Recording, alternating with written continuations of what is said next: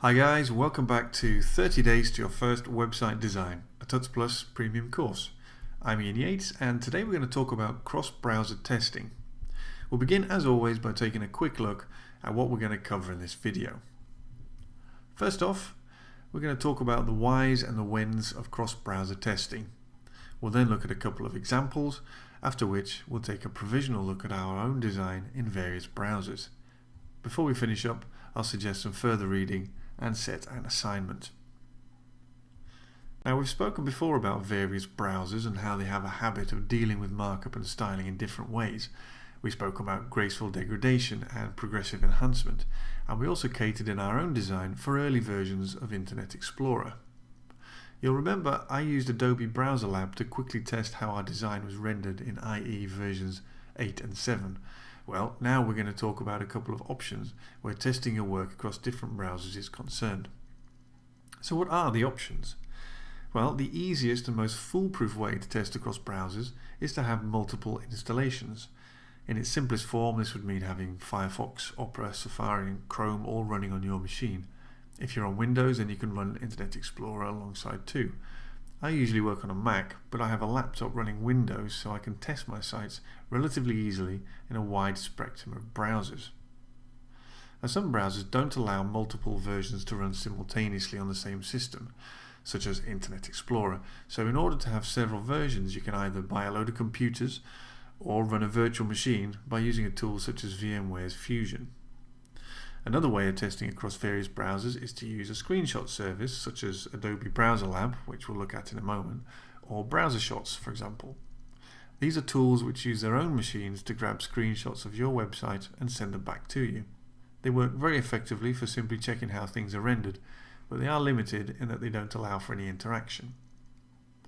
Interactivity can be achieved by using a simulator service such as Spoon's Browser Tools. There are lots of examples, some of which run in your browser, others require you to run a downloadable application. Now, the advantage of running virtual browsers is that you can test your website with all its bells and whistles. You can play embedded video, interact with any JavaScript, follow links, experience your hover states, and even log into secure sessions. Now, before we look at our design with Adobe Browser Lab, it's worth mentioning that cross-browser testing should be performed early on and often while building a website. By testing each time a significant change is made, you're more likely to save yourself headaches further down the line. Okay, let's have a look at our own website. I'll just escape from the presentation and I'll open up Google Chrome, and there you can see it in its current state, all behaving very nicely, as you'd expect in Google Chrome.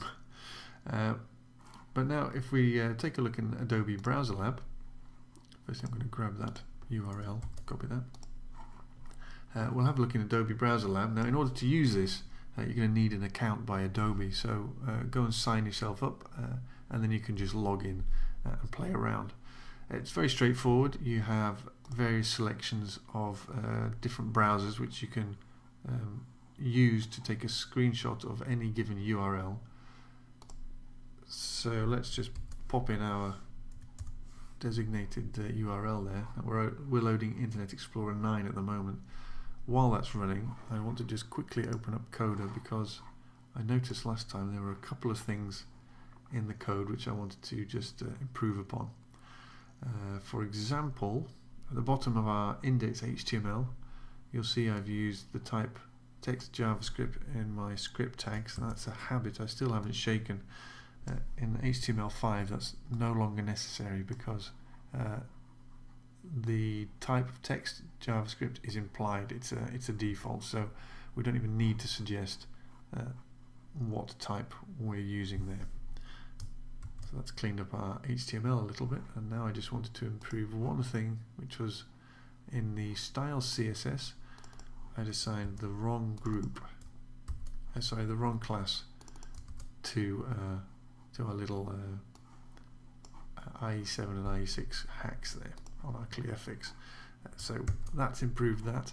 I'm now going to publish those back up to the web version.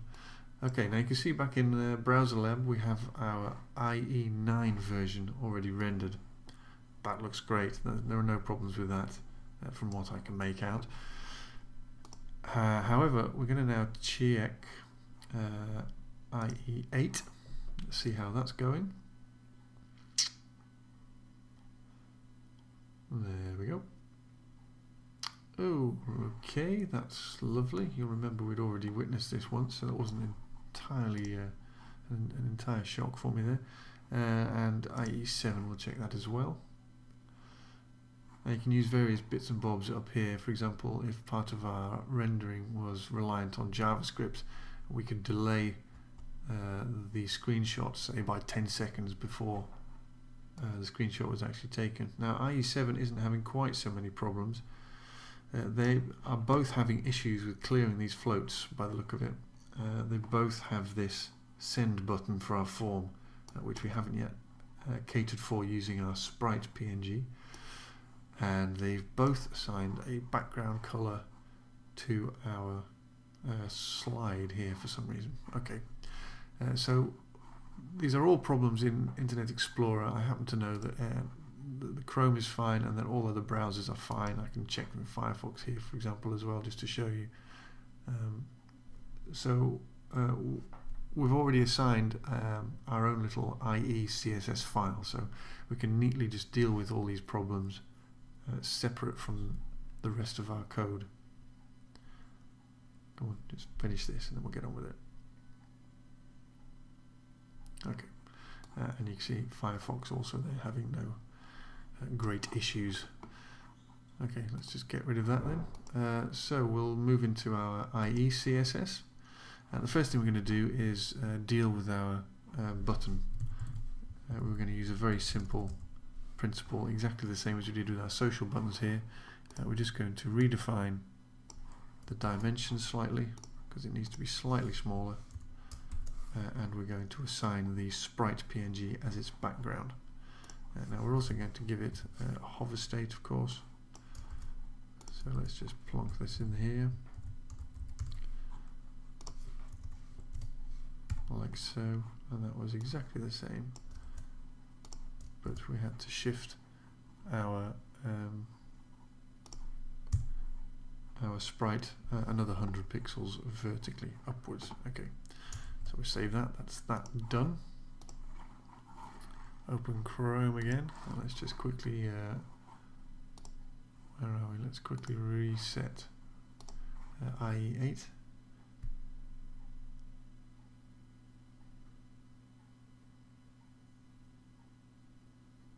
Okay, so that's dealt with our button perfectly well there. Okay, secondly, we need to get rid of this horrendous white background, so we'll assign the same background as the rest of our oh, that's not right there, is it? That's the rest of our backgrounds. That's the subtle freckles ping. I've already sort of played around with this, as you can probably tell, because fixing many of these broken things in Internet Explorer can take an awful long time, and it's not something you particularly want to witness whilst my slow brain figures it all out. Okay, let's fix these broken clearing float things. That just wasn't working, was it? Now it took me a while to figure out exactly what the problem was here, and I still haven't actually worked it out, but I did work out that by floating the sections and the footer to the left and giving them a width of 100% to make sure they filled the page as well, the clearing then took effect.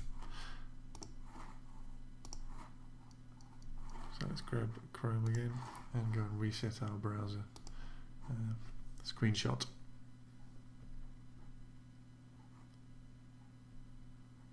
There we go. Okay, and you can see that for whatever reason, having floated my main sections, those elements there, the clear fix has now taken effect. So that's fine, it's solved, and that's all I need to be concerned about. And the same applies to IE7.